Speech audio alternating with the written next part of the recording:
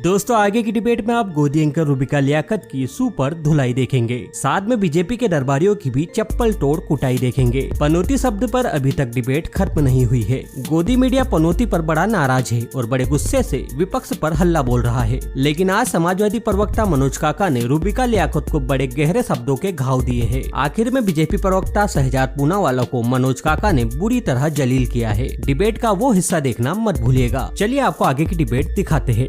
हर्षवर्धन जी जो बात कह रहे हैं कि आप दीजिए गाली, ये आदमी उसे गहना बना देगा।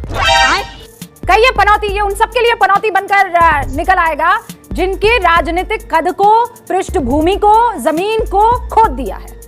मनोज जी अभी बदत है भाई, अभी बदत। रूबिका, आप तो एक विदुषी पत्रकार हैं, वो यही रहा है कि ऐसी भाषा बोलिए मन का आपा खोए और उनको शीतल करें आपो शीतल हो। इससे आगे और हमारे महापुरुषों ने कहा कि मधुर वचन है औषधि, कटुक वचन है तीर, श्रवण द्वार है संचले साले सकल शरीर। तो लेकिन सवाल ये है कि वो लोग दूसरे से मर्यादित आचरण का जो अधिकार है वो तुरंत वहीं खो देते हैं जब दूसरे के प्रति वो खुद अमर्यादित आचरण का व्यवहारित करते हैं। अब सवाल ये है कि अब ये गांव देहात में एक कहावत है कि 900 चूहा खा के बिल्ली चली हज को। जिन लोगों की ये भाषा रही हो और जिन लोगों का इस तरह का विमर्श रहा हो कि वो कपड़े देख के लोगों को पहचान लेते हो, उनके कैबिनेट मिनिस्टर सरेआम ये कहते हैं कि गोली मारो वाली भाषा रहती है। उनके एक बिहार का एक मिनिस्टर लगातार कहता है कि देश का एक जो नागरिक का वर्ग है उसको दूसरे मुल्क में चला जाना चाहिए। तो ये गरिमा, उनके गृह मंत्री हमारे ही नेता पर ये बयान देते हैं अपने कार्यकर्ताओं में कि मैंने एक झूठा अफवाह उड़ा दिया कि समाजवादी पार्टी के राष्ट्रीय अध्यक्ष जी ने पूज्य नेताजी के साथ दुर्व्यवहार किया। तो जो लोग अफवाहों के सरदार हों, जो लोग झूठ के सरदार हों, अब उनके खिलाफ बातों से नहीं, आपके एक बात से जरूर सहमत हुआ जा सकता है कि सवाल जरूर करिए।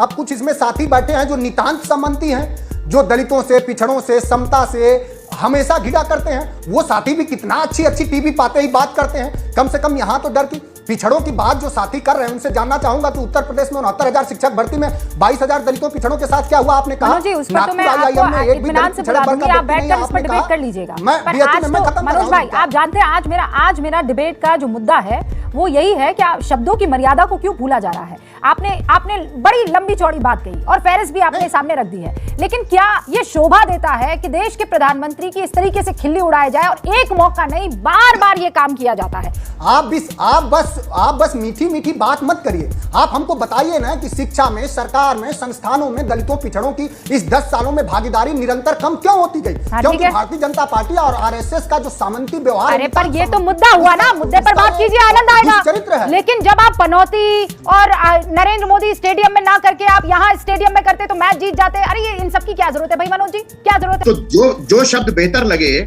या तो वो व्यक्ति अज्ञानी है तो उसको मूर्खों का सरदार कह दिया। तो आप कह रहे हैं मूर्खों का सरदार ठीक है, तो झूठा है। तो फिर मनोज काका और आकाशवाणी कहेंगे पनौती ठीक है, फिर तो सब अपनी तरफ से डिसाइड कर लेंगे कि ये सही है, ये सही है। मैं कहता हूँ कि आज वो जो बागेश्वर धाम के ऊपर वो करने गए थे ना कि इस देश से मैं अंधविश्वास के खिलाफ करता हूँ, उनको राहुल गांधी के खिलाफ आ जाना चाहिए ना। मनोज काका आना चाहिए ना उनको। मनोज काका जवाब दीजिए और उसके बाद शहजाद पूनावाला मैं कर रही हूं, आपको रुका रही हूं। हाँ देखिए व्यक्तिगत टिप्पणी तो नहीं होनी चाहिए, लेकिन जो लोग ऋण विहीन हो, विशेष प्रवक्ता हो, वो कोई विश्लेषक नहीं है। उनको विशेष प्रवक्ता एक हिंदी में सुधार करके अपने नीचे विशेष प्रवक्ता लिखवाना चाहिए। मैंने बहुत स्पष्ट कहा कि जब दूसरे के साथ आप अमर्यादित व्यवहार का व्यवहार करेंगे तो आप कुछ ऐसा विशेष नहीं है लोकतंत्र में, क्योंकि democracy is the people, for the people, by the people. और लोकतंत्र में कोई मालिक नहीं होता। दुर्भाग्य से भारतीय जनता पार्टी का यह भी व्यवहार कहता है कि लोकतंत्र में कोई मालिक नहीं होता। लोकतंत्र में मालिक 140 करोड़ जनमानस है और पता नहीं 2014 के बाद क्या हुआ है, कौन से लोग हुए हैं जिनको आजादी 2014 के बाद ही दिखती है। भूखमरी में हमारा देश कहां है, गरीबी में हमारा देश कहां है? आपको क्लियरली कह देना चाहिए कि जिस शब्दावली का उपयोग किया गया है वो गलत है, वो नहीं होना चाहिए।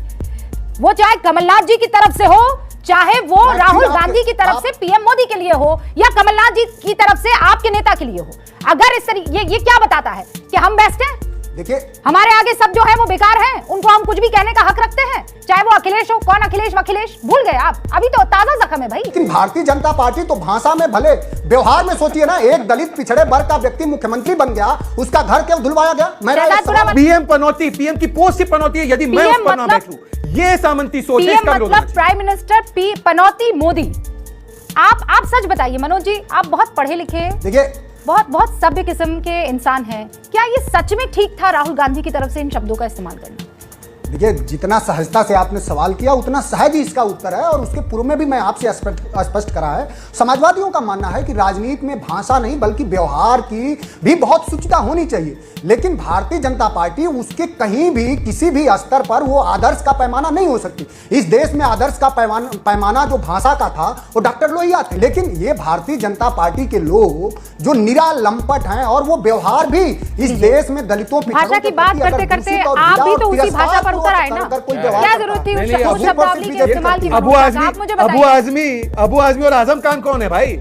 अब मैं निजी आप लोगों को उस मसले पर नहीं लाना चाह रही हूँ। सुनिए सर, मैं कंक्लूडिंग रिमार्क पे पहुंच रही हूँ। बातों पे आओगे आप तो मैं आपकी इतनी वीडियो दिखा दूंगा। जो लोग रोज दरबार बदलते हैं वो सुचिता की बात नहीं करते हैं। कल के दिन दरबार कोई और होगा तुम्हारा।